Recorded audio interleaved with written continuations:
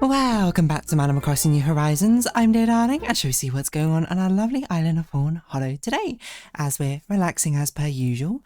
What are we going to talk about today, to be honest? I don't really know. I'm sort of just looking around. Oh, you know what? Something that came in. Oh, you know what? I'm actually going to talk about Fall of Porcupine today. Because I finished recording that series. I have just realised I don't know if I've made a title for today's episode of, I don't even know what's coming out, 9 Souls, probably. It is 9 Souls. Okay, I haven't, because this is now the part after the very long backlog building up. But hello everyone, right now in Fawnhallow, it's 4:44 PM on Saturday, April 4th, 2024. What? 2026? That's, sorry, I'm in the wrong year, apparently. But I'll do that afterwards. But yes, I'm going to talk about Fall of Porcupine. If you're new here, this is not really a good or official organised review. This is just me spitting out thoughts, feelings and facts. Well, not as many facts probably. More thoughts and feelings about the game. Because it's a game I played on the channel, and this is, actually it was yesterday, I think, or the day before I finished recording it, but not all the parts will be uploaded yet. How would I rate it overall?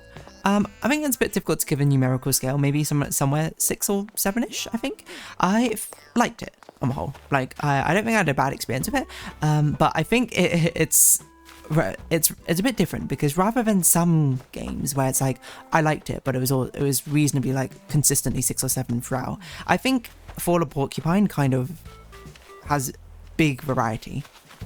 Because there are some parts which are absolutely amazing, which I'm just like, this is beautiful, in a sense. Like, it really warms my heart, like, it really engages me with the characters.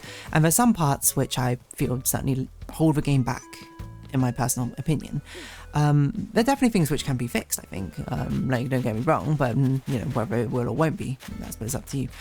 But more up to the devs. Would I recommend playing this game? I think if I think you have to really quite like narrative games. I wouldn't. If you're someone who doesn't really delve into the narrative sort of game genre that much, or doesn't find much appeal in it, then I think there are probably other games out there I might recommend first. But if you've already played a lot of the bigger games, I would say give it a try. I think it does give something new, story-wise, to things that I've tried. Because the TLDR of Fall of Porcupine is basically, it's basically a narrative story about what life is like, and the troubles of working in a hospital, or in the healthcare industry, I suppose. The troubles and tribulations faced, and also just sort of, what it's like in a small town as well. So I warn you before I go into any spoilers. Is this a game which I would recommend? This is kind of weird, because I think, I would recommend going in without spoilers to the game, but also I'm not sure if it matters that much, in a weird way, and I can't really describe why until I actually get to the spoilers, but I will warn you before I spoil you of anything. But on the whole, I enjoyed it, because I think it has some really, really great character narrative moments in Fall of Porcupine. Like, the thing it does well, absolutely, it shines at, and does best, is forming these connections with these characters, because you play as Finley, basically a doctor in this hospital, and the best moments I had were basically interacting with each of the patients, like the patients which you check in on every day. You get to see their progress, you get to see more of their personality, you get to see their reactions and things. Do stuff. And it really, really just paints an absolutely beautiful narrative, because it's kind of like Spiritfarer in that sense, where, you're looking after a load of different patients. They all have very distinctive personalities and stories to tell, and different ways of showing it, which sort of adds to the appeal, in my opinion, of what makes it so interesting. Of why exactly, what it's like, I suppose, to care for these patients, and then see them grow, see them succeed, see them, heal and get better. I would say its vibes are quite nice as well, like, again, even not the non-patient characters as well, like the group of friends you have, and like the small like conversations you have here and there. That's what I think Fall of Porcupine does really well. It's little just like story beats and moments, as you can see the sort of growth throughout the entire story. What I also think it does well, I say as someone who doesn't work in the healthcare industry, is that I think it's a really nice story about the healthcare industry, because it's a really underappreciated industry. It's one which gets it's basically like a thankless job a lot of the time. Like, people are literally saving lives in the healthcare industry, but they have so many issues. Like, it's things where, you know, they're severely overworked or severely understaffed. It's quite thankless a lot of time. People don't appreciate them, and times can be really antagonistic towards them. It's absolutely exhausting. It's draining. It changes you in a way, I'm sure, which I definitely can't relate to. And it's really nice to have a story about it, to sort of really give it insight, or at least convey some of the experience. How accurate is it? I can't say, because I've never worked in the healthcare industry, I don't know. But it definitely gave, I think, a very profound story that made me think about sort of things. Made me sort of reflect and be like, oh, you know, this is certainly a challenge which maybe I've not even thought about, or this is a challenge which is like, oh, sucks that this is even a thing which happens, essentially. So that's what I think the game does very well. What holds back the game is how I describe it. I thought that was meant to be the sash. Maybe it was in Redeem Look Mars, I don't know. Because that's the sash I'm wearing. I wanted a pink one, or a rainbow one, but I don't know if that's an option. But anyway, what I think it does well, doesn't do as well. There's a couple of things. One is, I think the pacing of the game, which I think is the most notable thing which actually does hold it back, is kind of off. Like, it's like an extremely slow burn at the beginning. And then I would say it basically accelerates to 100% within like the last hour or two. And that's it. And then it just ends very anticlimactically, I would say, which is a bit of a shame, because I feel like there definitely is still a lot of potential. Like, there's a lot of potential to have those high octane, intense moments, and I think it would serve as a real contrast to the really like slow, deep, sentimental, emotional moments it has, which I think do hit, but could hit even harder if contrasted to the frantic, intense moments as well, because I'd imagine that's how it kind of is in a hospital. You have some really like slow, sad moments in one hand, and then you have like really intense moments on the other. To me, I think it just is really, really slow burn at the beginning, like a few hours, which I think is going to turn a lot of people off, unfortunately, because I think the ending part is actually really, really great. Like, I think that moment is fantastic. I think it just ends like once it's like it hit like the sort of climax, and it's like, whoa, and tensions are running high, and then boom, it ends. And I'm just like, oh, but it feels like, you know, you had more potential there, but I don't know, maybe it's budget cuts, maybe something else, I don't know. The other thing which I also do think it holds itself back is there's a distinct, it's quite buggy, I would say, or it's both buggy and there's some like unfriendly elements in it, or not antagonistic, because I don't think they're intentionally so, but it's in such a way which it makes the player experience, I think, kind of soured a bit.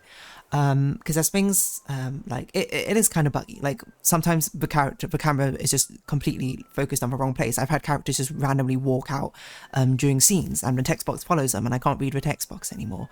Sometimes characters say what is clearly the wrong thing, or the dialogue doesn't come up. Like, I had one moment where I came up to a character and be like, oh, but didn't say anything. I did like the entire story when I came back, and I'm like, what?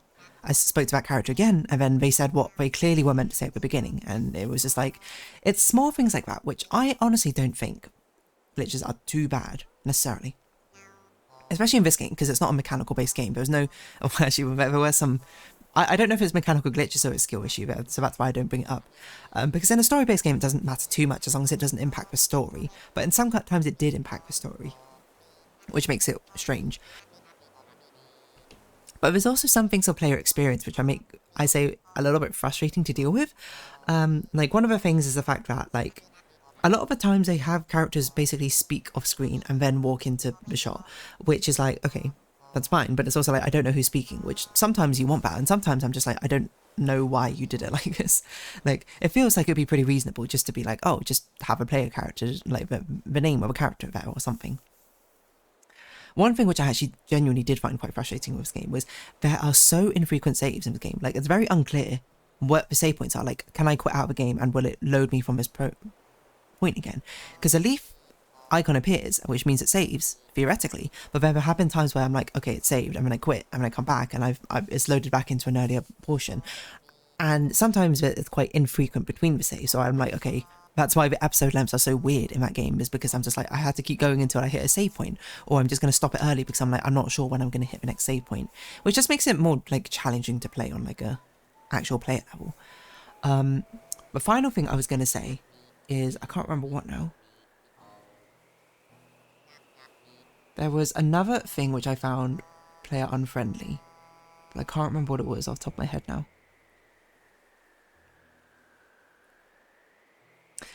I'm not sure. I guess I would also say that the gameplay is a little bit repetitive at the beginning, which is sort of feeds into it being a slow burn. But that's like, I don't think it's that extreme. Oh yeah, the thing where like, sometimes the mini games like didn't feel like they worked properly, because basically to do your doctor's job you play these mini games, and I'm like, okay, cool. And then I could see like a very natural progression, make the games harder, I suppose, when it becomes more intense. But sometimes it was really unclear to me, like the balancing of some of the games are way out, and sometimes the controls don't feel like they work very well on the game. Like there's a Twister-like game where you basically have to hold down a combination of buttons, but then sometimes like you'd hold them down and then the button wouldn't appear, and it's like, it's not very clear to me why. I mean, it's sort of like you had to undo a bit and then you had to redo it and then undo it and redo it, and sometimes it works.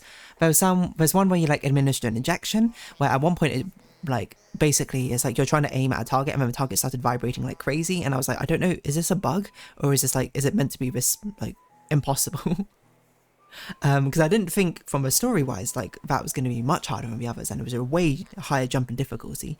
And then it's also, the game's also a bit unbalanced. Like a pill game is so difficult to fail, like it's almost impossible to not get perfect on unless you just give up. But then there's a mastermind like game, which is basically I mean, there probably is a way you can sort of mathematically guarantee and solve it, like maybe that there is a way, but as human beings playing it, that's pretty difficult to do a lot of the time. So I don't know. Like, I also felt like it's a bit of a, you know, oh, I'm a rhythm game as well. Sometimes I feel like it just wasn't reading my inputs, and I was just like, I don't know what to do at this point. Like, the grades seem like they have no effect on the actual game itself, but it does kind of feel sad to be like, I'm trying to do my best, but it's not that it's like it's very difficult to treat or anything. It's more so that it feels like, oh my gosh, that was my Steam right there. It's more so it feels like the game itself isn't like registering what I'm putting down. Which is a shame, But now we're going to go into spoiler territory, because the thing I want to talk about most is the story of this game, because I think that's basically like the key part of this game. So all bets are off now, but there's no mid spoilers, it's all spoilers are off. I think it was kind of nice. Ish.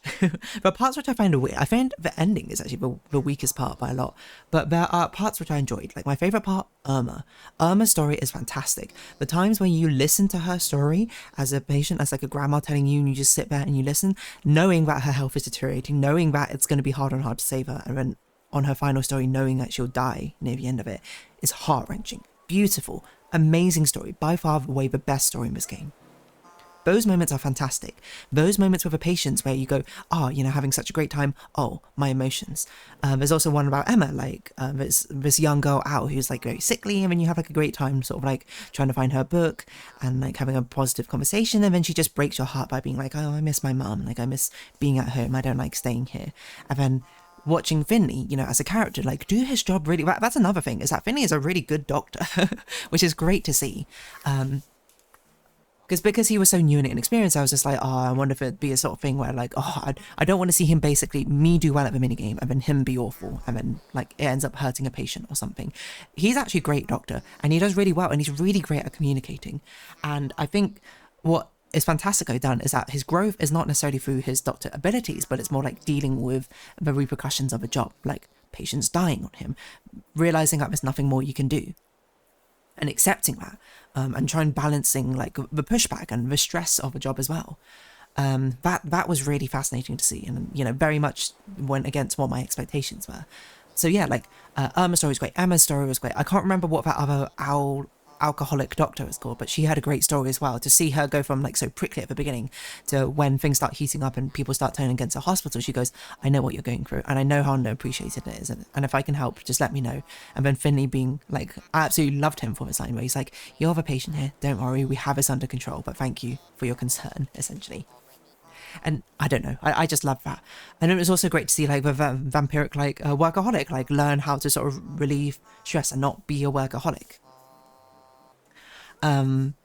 Through like some other doctors' teachings. So like it really feels like an interconnected community in that sense, and it's really nice to basically talk to the other doctors along the way. Oh, that was the other thing which I think it does poorly, which I'll get onto in a second. but yeah, being able to speak with the other doctors and see like what their personalities are like, or what stress they're falling under, because when it gets to the end and everyone basically needs to band together to help the crisis that's happening, it's like, oh, wonderful. Like, I feel like a team all working together. The other thing, jumping back to what I think is a really unfriendly player design, is there's so much open space with nothing in it in this game.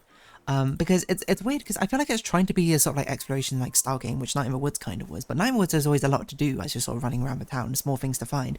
I've very frequently found myself running like to town, like there's basically like 2 paths to get to town, and it was like, okay, sometimes one of the path is blocked off, sometimes none of them are. So I'm like, I want to see all the dialogue, I want to make sure I don't miss any character talks or things like that. So I'd go across one entire path and run into like nothing, get to hospital, run back the other way, and also see like one character or something. And to me, it's just sort of like, I feel like there shouldn't be this much empty space. Like, either put small things in there, like small things which you can interface with, or just basically skip forward. Like, if I take, like, block off more of a path if there's nothing of interest there and put someone else somewhere else or something. You know, streamline the experience, in my opinion. Because it's sort of like, I want to... Your mileage may vary with this, because I think it depends on how much you like exploration, and I kind of hate exploration, so I'm not like a very exploratory gamer. So to me, I'm like, I kind of want to do things with a purpose, and if my purpose was I want to find extra dialogue, I want to speak with people who might be hanging around. If there's no one there, it kind of feels like, well, you know, it's not that engaging with me. But your mileage may vary when it comes to that, but that definitely is one of the things which ended up, and I apologise, I think I was very negative, or somewhat negative, during the series, during the entire thing, where I kept bringing it up, being like, okay, well, just walking through and no one's here once again. But I do mean it, like, I do mean it from a genuine place as well. Like, again, I don't know, I don't develop games or anything like that. I don't know how hard it is, I'm not even going to pretend I know, but it's just more like my experience with it was playing it and being like, oh, kind of wish I was like, at least like something. Especially when there are such lovely moments, I think. Which can be just so interesting and engaging, you know? Nonetheless. What else would I talk about?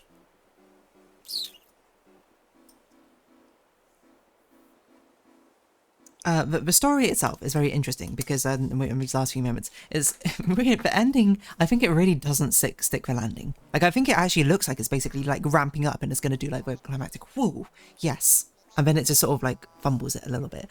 Because basically towards the end you find out that there's basically like this scheme going on, where there's basically corruption in the force. Like the CEO basically who runs the thing is basically siphoning funds, embezzling the funds for the hospital, and then the chief physician, like the chief doctor essentially, is being blackmailed into keeping it going essentially. And it kind of comes mostly out of nowhere, because when you first meet the CEO, you're like, oh, he probably is going to be, he's probably going to be antagonistic, you know, like I know the struggles that hospitals often run up against, but then you sort of like speak to him more and it's just like, oh, you know, I actually thought it was a cool subversion. It was like, oh, he doesn't seem like that, he seems like he's an okay person, he's just a very business minded person, you know. And I'm like, cool, okay. And then you don't interact with him too much, and then it's just like, oh, well, he turns out he's the big bad in the game and he's been siphoning funds, and I'm like, okay, what? And then the chief physician, you get some conversations with him early on where he feels like he doesn't love the role he's in, and the way it's presented is like, oh, it's because he's now in a position of management, he doesn't really do as much of like actually helping and treating people. It's a lot of like paperwork and busy work, not exactly something that he loves to do, but you get the impression that he's pretty good at his job and he's like very talented at it. And then it turns out at the end that he got promoted in his job before, like basically as like you scratch my back, I'll scratch yours, so like an under the table favour. And then it's like, oh, he wasn't really prepared for it, and then he just ran away because he was going to be blackmailed, but then he came back because it weighed heavy on his conscience. And it's just sort of like, whoa, okay. where did this all come from, you know? It's like a huge random twist, which, I mean, maybe it was foreshadowed, to be honest, I don't know. But to me, I was sort of just like, huh? Okay, I guess, because it feels like the game does a huge genre switch at the end, and it just sort of, I don't know, it didn't hit for me. But what did hit for me was its final sequence, or basically the infection around town, which I will say I'm pretty sure theorized is because they're using the hot water pipes for a soup contest, which is insane. where basically the entire hospital is like, you had to get everyone out of a burning hospital, you had to set everyone up, everyone's coming in, everyone's banding together, trying to treat these patients. It's a wonderful experience, I think, and just showing how like exhausting it can be, obviously to only a certain degree. It's a video game at the end of the day. That is like, those moments are when it really shines, I think, this game. And then, you know, spoilers at the end, Theobald perishes. And it's sort of like, okay, it's like, I can see kind of what they're going for. I think it just doesn't quite land. You know, it's sort of like him trying to sort of redeem or repent for his sins, in a way. But I don't know, like, I feel like there probably was foreshadowing and I'm just missing it, in which case I retract my statements. But like, to me, it sort of like came out of nowhere and I was like, what? And I think a lot of it was sort of like lost potential, because you see a lot of Mia and Carl and you kind of see them sort of grow. And I thought Mia's story would come to more of a conclusion where you see, like, I thought the implication was that she's quite rich, you know, and she has come from a wealthy background and she wants to do good for the world. So I was like, oh, there's a lot where you can do that. Like maybe her like parents or family have done like a lot of bad things, you know, necessarily like by becoming rich or something. Or Carl, like he has a bit of like a temper about things, like he just wants to do good and he's so frustrated when people sort of accuse him wrongly of not doing good. Like, I don't know, maybe he was wrongly accused or something in the past. I'm like, these seem like potential of like story arcs which should go somewhere, and then it just sort of doesn't. Pino as well is sort of like, oh, you know, her deceased brother, and be like, oh, it's a really sad story. So it's, and she has such an upbeat personality. It's like, oh, maybe it's an interesting exploration about what she sees lost like. And you kind of have like the start of something, I mean, it just doesn't end it off. You know, that's the thing. It has a lot of really nice starts and middles of threads, which just doesn't cinch it. But when it does cinch it does it really well. As I say, Irma, and the small patients which have just like mini side stories, like Irma, the owls, the two brothers, you know, it's really nice, like those short snippets to sort of come together and see how it interacts with things. So yeah, that's long and short. It has some real high moments, it has some middling low moments. I don't think it's an awful game, to be honest, but it's not, it's sort of like, it depends what you're looking for, I think.